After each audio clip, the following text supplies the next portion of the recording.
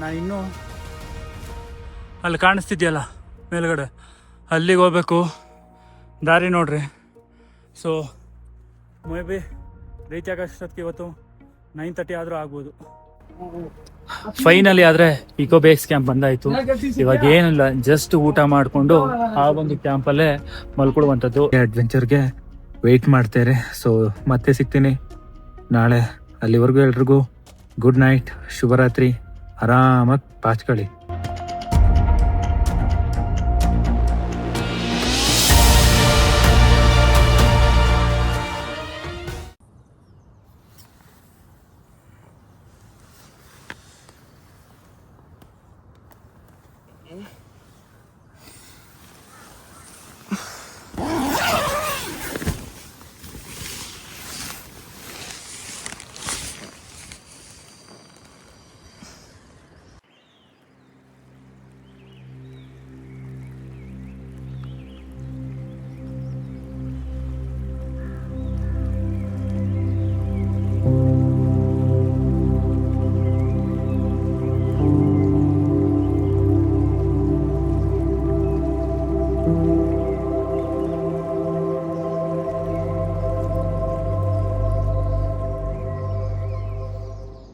ನಮಸ್ಕಾರ ಗುರು. ಡೇ 2 ಜರ್ನಿನ ಈಗಷ್ಟೇ ಸ್ಟಾರ್ಟ್ ಮಾಡಿದೆ.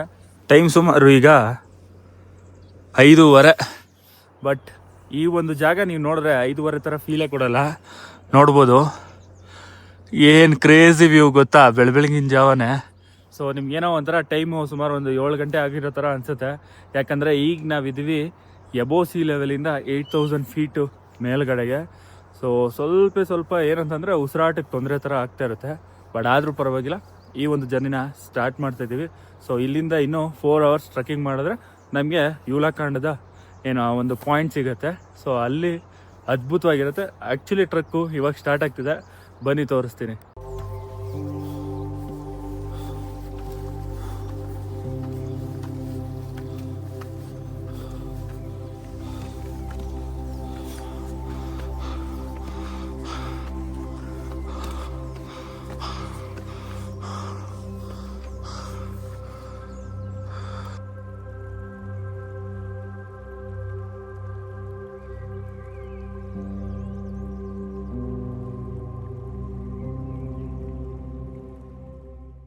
ಟೈಮ್ ಸುಮಾರು ಈಗ 6 ಗಂಟೆ ಆಗ್ತಾ ಬಂತು.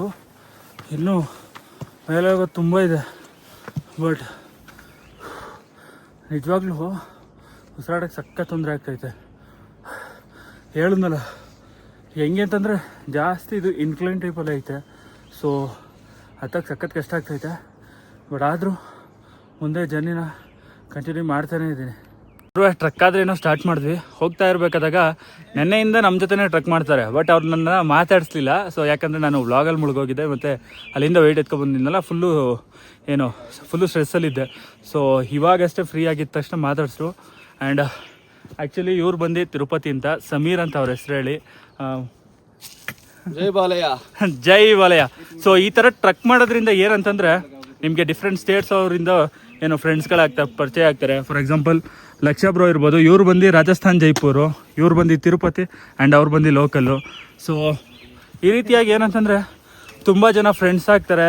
ಏನಂತಂದರೆ ರಿಲೇಷನ್ಶಿಪ್ಪು ಏನಂತಂದರೆ ಚೆನ್ನಾಗಿ ಬಿಲ್ಡ್ ಆಗುತ್ತೆ.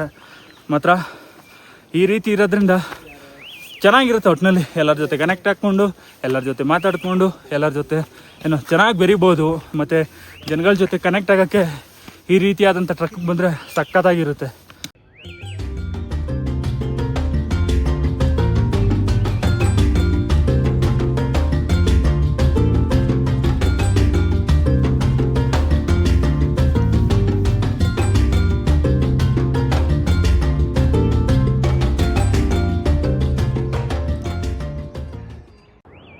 ಕಾಡು ಮಧ್ಯೆ ಜರ್ನಿ ಮಾಡ್ತಾ ಮಾಡ್ತಾ ಮಾಡ್ತಾ ಹೆಂಗೆ ಅನಿಸುತ್ತೆ ಅಂದರೆ, ಒಂದು ಕಡೆ ಸುಸ್ತು ಆಗುತ್ತೆ, ಒಂದು ಕಡೆ ಅಡ್ವೆಂಚರ್ ಇರುತ್ತೆ. ಜೊತೆಗೆ ಈ ಅಕ್ಕಿ ಪಕ್ಷಿಗಳ ಸೌಂಡು, ಆ ಗಾಳಿ ಸೌಂಡು ಕೇಳಿಸ್ಕೊಳ್ರಿ. ಅದೇ ರೀತಿ ಇಲ್ಲಿ ಮೌಂಟೇನಿಂದ ಕರಗಿ ಬರ್ತಿರುವಂಥ ಗ್ಲೇಷಿಯರ್ ನೀರು ಎಲ್ಲ ಎಷ್ಟು ಅದ್ಭುತವಾದಂಥ ಎಕ್ಸ್ಪೀರಿಯೆನ್ಸ್ ಕೊಡುತ್ತೆ ಅಂದರೆ ಕೆಲವೊಂದು ಪದಗಳಲ್ಲಿ ಎಕ್ಸ್ಪ್ಲೈನ್ ಮಾಡೋಕ್ಕಾಗಲ್ಲ ಅಂತಾರ. ಆ ರೀತಿಯಾದಂಥ ಎಕ್ಸ್ಪೀರಿಯೆನ್ಸು ಇದೊಂದು. ಅಡ್ವೆಂಚರ್ ಮುಂದೆ ಹೋಗ್ತಾ ಹೋಗ್ತಾ ಇನ್ಕ್ಲೈಂಡೇ ಸಿಗುತ್ತೆ ಅಂತ ಹೇಳಿದ್ನಲ್ಲ, ಕಾಣಿಸ್ತಿದೆಯಾ ಅಲ್ಲಿ? ಸೊ ಅಲ್ಲಿಂದ ಹೆಂಗು ಜಿಗ್ಜಾಗಲ್ಲಿ ಬಂದು ಇನ್ನು ಮೇಲೆ ಹೋಗ್ಬೇಕು. ಇನ್ನು ನಾವಿರುವಂಥ ಪರ್ವತ ತುದಿನೇ ನಮ್ಗೆ ಕಂಡಿಲ್ಲ. ನಮ್ಗೆ ಕಾಣಿಸ್ತಿರುವಂಥದ್ದೆಲ್ಲ ಆಪೋಸಿಟ್ಟು. ಈ ಒಂದು ಟ್ರಕ್ ಇದೆಯಲ್ಲ ನಿಜವಾಗ್ಲೂ ಈಸಿ ಅಂತೂ ಅಲ್ಲ, ಮಾತ್ರ ಹೆವಿ ಎನರ್ಜಿ ಬೇಕು.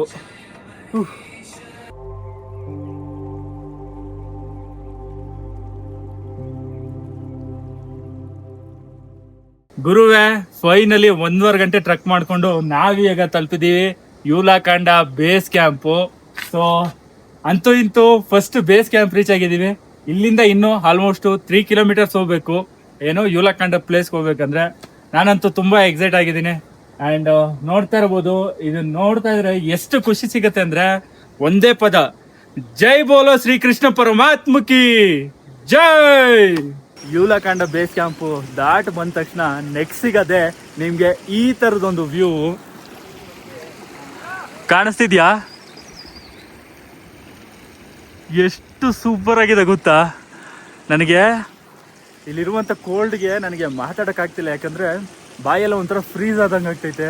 ಸೊ ನೆಕ್ಸ್ಟ್ ಲೆವೆಲ್ ಗುರು. ಮಾತ್ರ ಈ ಒಂದು ಟ್ರಕ್ಕು ಇಲ್ಲಿವರೆಗೂ ಬಂದಿದ್ದೀನಿ ಅಂದರೆ ಅದು ಆ ಕೃಷ್ಣ ಪರಮಾತ್ಮನ ಮೇಲೆ ಇದ್ದಂಥ ಭಕ್ತಿ ಮತ್ತು ಆ ಕೃಷ್ಣ ಪರಮಾತ್ಮನ ನೋಡಬೇಕು ಅನ್ನೋ ಒಂದು ಹುಮ್ಮಸ್ಸು ಖುಷಿಯಿಂದನೇ ಇಲ್ಲಿವರೆಗೂ ಬಂದಿದ್ದೀನಿ. ಇದಷ್ಟೇ ಅಲ್ಲ, ಮೌಂಟೇನಿಂದ ಕರಗಿ ಬರ್ತಿರುವಂಥ ಗ್ಲೇಷಿಯರ್ ನೀರು. ಸೊ ಈ ಒಂದು ಟ್ರಕ್ನಲ್ಲಿ ನಿಮಗೆ ಏನು ಸಿಕ್ಕಿಲ್ಲ ಅಂತಂದ್ರು ಕುಡಿಯೋಕ್ಕೆ ನೀರು ಮಾತ್ರ ಖಂಡಿತವಾಗ್ಲೂ ಸಿಗುತ್ತೆ. ಸೊ ಬನ್ನಿ ಇಲ್ಲಿಂದ ಜರ್ನಿನ ಸ್ಟಾರ್ಟ್ ಮಾಡೋಣ. ಸೊ ನೋಡ್ಬೋದು ಯೂಲಾಕಾಂಡ ಬೇಸ್ ಕ್ಯಾಂಪಿಂದ ನೆಕ್ಸ್ಟು ಫುಲ್ಲು ಸ್ಲ್ಯಾಂಟ್ ಅಂದರೆ ಇನ್ಕ್ಲೈನಲ್ಲಿ ಐತೆ. ಸೊ ಇನ್ನೂ ಅಲ್ಲಿವರೆಗೂ ಹೋಗ್ಬೇಕು. ಎಲ್ಲಿ ಗೊತ್ತಾ, ಕಾಣಿಸ್ತಿದ್ಯಾ ಬಾವುಟ, ಅಲ್ಲಿಗೆ ರೀಚ್ ಆಗಬೇಕು. ಸೊ ಅಟ್ ಪ್ರೆಸೆಂಟ್ ಇರೋದು ಇವಾಗ ಇಲ್ಲಿ. ಬನ್ನಿ ಈ ಜರ್ನಿನ ಮುಂದುವರ್ಸೋಣ.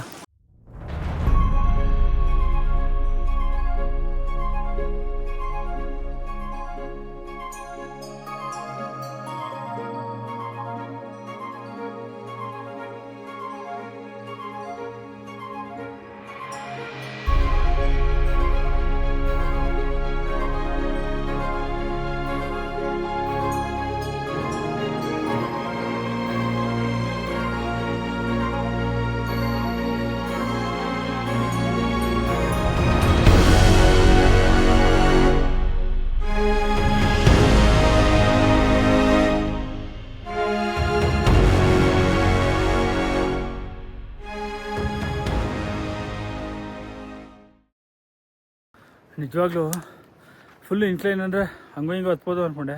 ಆಲ್ಮೋಸ್ಟ್ ಅರ್ಧ ಗಂಟೆಯಿಂದ ಟ್ರಕ್ ಮಾಡ್ತಾಯಿದ್ದೀವಿ. ಕಾಣಿಸ್ತಿದ್ಯಾ?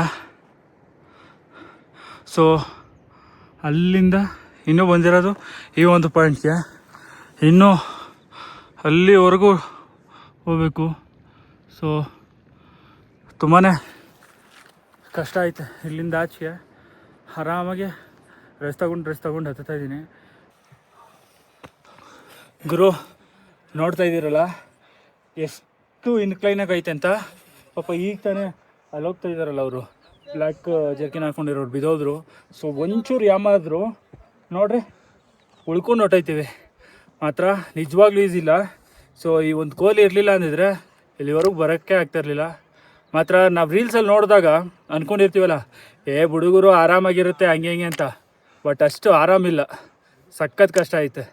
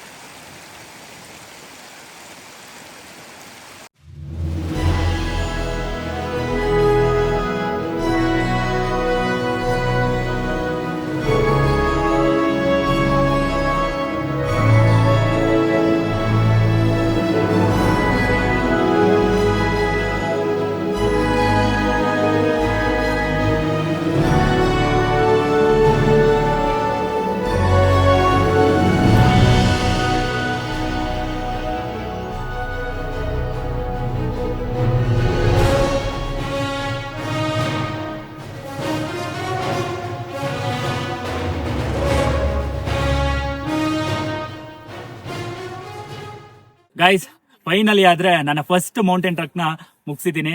ಈಗ ನಿಮ್ಗೆ ಕಾಣಿಸ್ತಿದೆಯಲ್ಲ ಅದೇ ಯೂಲಾಕಾಂಡದ ಶ್ರೀ ಕೃಷ್ಣ ಪರಮಾತ್ಮನ್ ಟೆಂಪಲ್. ಅಂಡ್ ಹೇಳ್ಬೇಕು ಅಂದ್ರೆ ಈ ಜರ್ನಿ ತುಂಬಾ ಕಷ್ಟ ಅನಿಸ್ತು. ಬಟ್ ಆದ್ರೆ ಈ ಒಂದು ಜಾಗಕ್ಕೆ, ಈ ಒಂದು ಲೊಕೇಶನ್ ಬಂದ್ಮೇಲೆ ಇಲ್ಲಿರುವಂತ ವ್ಯೂ ನೋಡಿ ಆ ದೇವ್ರನ್ನ ದರ್ಶನ ಮಾಡ್ಕೊಂಡಾದ್ಮೇಲೆ ಏನ್ ಇಷ್ಟೊಂದು ಈಸಿನಾ ಅಂತ ಅನ್ಸ್ಬಿಡ್ತು. ಅಂಡ್ ಮನ್ಸಿಗೆ ಮಾತ್ರ ಸಕ್ಕ ತೃಪ್ತಿ ಸಿಕ್ತು. ನೀವು ಸಹ ಈ ಒಂದು ಎಕ್ಸ್ಪೀರಿಯನ್ಸ್ ನ ಲೈಫ್ ಅಲ್ಲಿ ಖಂಡಿತವಾಗ್ಲೂ ಮಾಡಿ. ಯಾಕೆಂದ್ರೆ ನಾವು ಬೇರೆ ಬೇರೆ ರೀತಿಯ ಕೆಲಸಗಳನ್ನ ಮಾಡ್ತಾ ಇರ್ತೀವಿ. ಫಾರ್ ಎಕ್ಸಾಂಪಲ್ ಪಾರ್ಟಿಗೆ ಹೋಗೋದು ಅಥವಾ ಬೇರೆ ಕಡೆ ಎಲ್ಲ ಟ್ರಾವೆಲ್ ಮಾಡ್ತೀವಿ. ಸೊ ಒಂದು 15 ಡೇಸ್ ಈ ಒಂದು ಜಾಗಕ್ಕೆ ಅಂತಾನೆ ಎತ್ತಿಟ್ಬಿಟ್ಟು ಇಲ್ಲಿಗೆ ಬಂದು ವಿಸಿಟ್ ಮಾಡಿ. ಸೊ ನಿಮ್ಗೂ ಸಹ ತುಂಬಾನೇ ಖುಷಿ ಸಿಗುತ್ತೆ. ಲೈಫ್ ಟೈಮ್ ಮೆಮೊರಿ ಅಂತೂ ಖಂಡಿತವಾಗ್ಲೂ ಸಿಗುತ್ತೆ. ಆಕ್ಚುಲಿ ನನ್ನ ಏಜ್ ಬಂದು 26. ಸೊ ಈ ಒಂದು ಟ್ರಕ್ ಮಾಡ್ಬೇಕಾದಾಗ ಕೆಲವೊಂದ್ ಕಡೆ ಕ್ವಶನ್ ಮಾಡ್ಕೊಂಡೆ, ನನ್ನ ಕೈಲಿ ರೀಚ್ ಆಗಕ್ಕಾಗತ್ತಾ ಅಥವಾ ಇಲ್ವಾ ಅಂತ. ಸೊ ನಿಮ್ಗೊಬ್ರನ್ನ ಪರಿಚಯ ಮಾಡಿಸ್ತೀನಿ. ಅವ್ರು ಬಂದು ಬ್ಯಾಂಗ್ಳೂರವ್ರೆ, ಬಟ್ ಅವ್ರ ನೇಟಿವ್ ಬಂದು ಈ ಕಡೆ ನಾರ್ತ್ ಇಂಡಿಯನ್ ಸೈಡ್.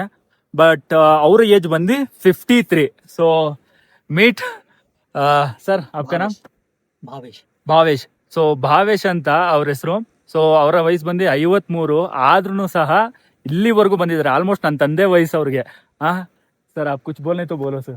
मतलब ऐसा ट्रक का I think only thing I would suggest is I do it for fitness, and if anybody wants to keep fit, this is must do trek. Yeah. The amount of peace and quiet that you get once you have trekked and come on to the summit is just out of the world. ಯಾ ನೋಡ್ರಿ, actually ಕೆಲವೊಂದಷ್ಟು ಯಂಗ್ಸ್ಟರ್ಸ್ಗಳು ಇರ್ತೀರಾ, ಇಂಥ ಟ್ರಕ್ಗೆ ಹೋಗೋಣ ಅಂತ ಕರೆದಾಗ ಬರಲ್ರಿ. So ನೋಡಿ, ಆ್ಯಂಡ್ ಈ ಥರದ್ದು ಎಕ್ಸ್ಪೀರಿಯನ್ಸ್ ಮಾಡಿಲ್ಲ ಅಂತಂದ್ರೆ ಲೈಫಲ್ಲಿ ಏನೋ ಒಂದು ಕಳ್ಕೊಂಡಂಗೆನೆ. ಯಾಕೆಂದ್ರೆ ಜೀವನ ಅಂದ್ರೆ ದುಡಿಯೋದು, ತಿನ್ನೋದು, ಮಲಗೋದು, ಅಥವಾ ಜಸ್ಟ್ ಏನೋ ಒಂದು ಪಾರ್ಟಿ ಮಾಡಿದ್ವಿ, ಯಾವುದೋ ಒಂದು ಸಣ್ಣ ಪುಟ್ಟ ಟ್ರಾವೆಲಿಂಗ್ ಮಾಡಿದ್ವಿ ಅಂತಲ್ಲ. ಈ ಥರದ್ದು ಅಟ್ಲೀಸ್ಟ್ ಒಂದು ಟ್ರಕ್ ಆದ್ರೂ ಮಾಡ್ರಿ. ಲೈಫಲ್ಲಿ ಎಷ್ಟೋ ಒಂದು ಖುಷಿ ಸಿಕ್ಬಿಡುತ್ತೆ. ಲೈಫ್ ಪೂರ್ತಿ ಏನೋ ನೆನಪಾಗುವಂಥ ಒಂದು ಮೆಮೊರಿ ನಿಮ್ಗೆ ಸಿಕ್ಕೇ ಸಿಗುತ್ತೆ.